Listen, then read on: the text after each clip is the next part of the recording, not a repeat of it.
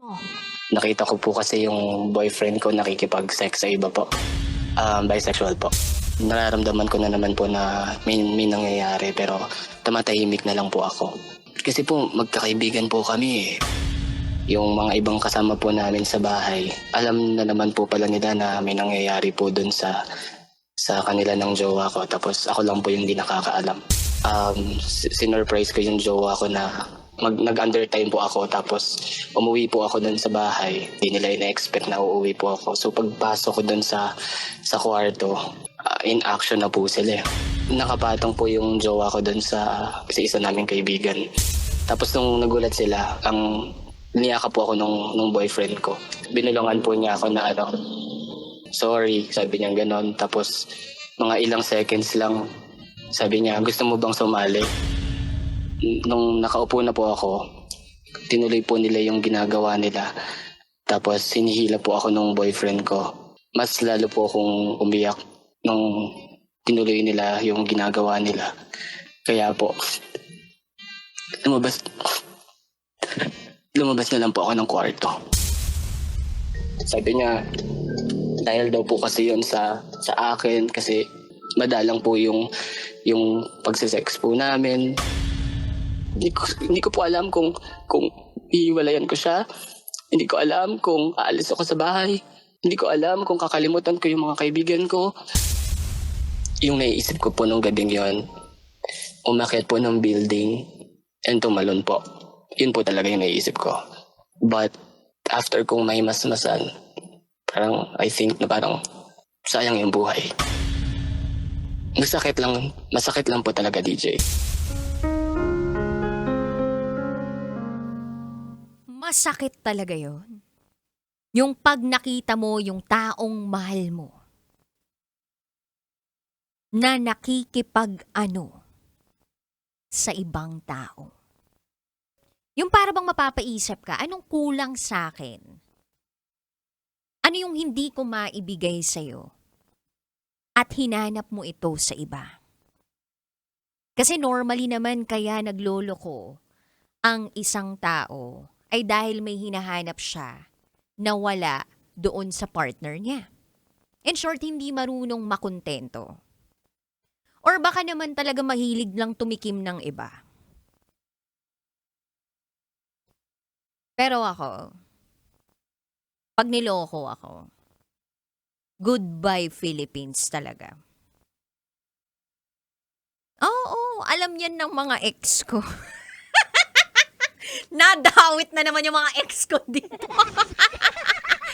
Nagpapaalam talaga ako kapag hindi ako tinatrato ng tama kasi hello, ako patas na patas kapag nagmamahal samantalang ikaw gusto mo tatlo-tatlo kami? Hindi po pwede sa akin yung ganun. Kaya kabisyo, napakahalaga na alam mo kung ano ang worth mo. Alam mo kung paano mahalin ang sarili mo. At alam mo kung paano ka mahalin ng Diyos. Kasi ang Diyos, tapat magmahal. Oo, marami kayo. O, 'di ba? Marami tayong mahal ng Diyos. Pero tapat siyang magmahal. O, sasabihin na naman ng iba, DJ Rocky, hindi ko naman siya pinapalitan. Dinadagdagan ko lang para marami sila. Charot with harot. Yung mga ganyang klaseng thinking. Eh di sana nag-iba na lang kayo ng relihiyon. O kaya kung gusto mo, mag-usap kayo, okay lang ba na marami tayong putahe, ganun. Parang walang masasaktan ng todo-todo. Kasi kapag lahat ng tao nagsasabi ng totoo, yung sakit, sa umpisa lang. Yung dulo, matatanggap ka na niyan. Tingnan mo yung iba, kaya nagtagal kasi puro tanggap na lang ng tanggap. Charot to with harot. Anyway, kabisyo, sana matanggap nyo ako ngayong gabing ito. 9:00 ng gabi hanggang hating gabi magsasama tayo. Kapiling ang Basa Princess, DJ Rocky Terra. At ngayong gabi, samahan nyo na naman ako sa pagsisiwalat ng sikreto ng ating kabisyo. Eto na po ang patikim ng DJ Rocky's Secret Files.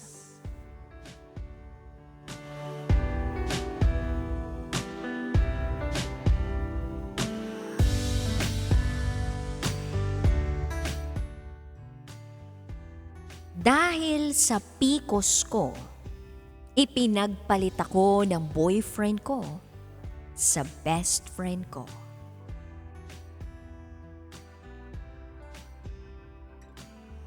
Sino ditong may pikos? Ang hirap kaya ng kalagayan ng isang taong may pikos. Ang ibig sabihin po ng polycystic ovary syndrome ay hormonal condition na nakakaapekto sa mga kababaihan, especially sa kanilang reproductive organ. It can cause hormonal imbalances, irregular periods, excess androgen levels, and cysts sa ovaries. Nandyan din yung irregular periods, usually with the lack of ovulation. And it can make a woman difficult to become pregnant. PCOS is a leading cause of infertility at marami sa kababaihan po sa pagkakataong ito ang nagdaraan sa ganyang klaseng kondisyon. Hindi po ito sakit. Isa po itong kondisyon. Again, lilinawin ko ha, ang PCOS, hindi po ako medical doctor dito, no? Pero, lilinawin ko lang na ang PCOS ay hindi po sakit. It's a medical condition. Magkaiba po yung disease dun sa condition, ha? At sana nauunawaan ng isang lalaki yung kalagayan ng kanyang partner kung sakaling may PCOS ito. Hindi po madali Tapos ipagpapalit sa best friend. Ngayon pa lang nagagalit na ako dito sa secret file boyfriend Doon sa sender's boyfriend Nang gagalaiti na ako dito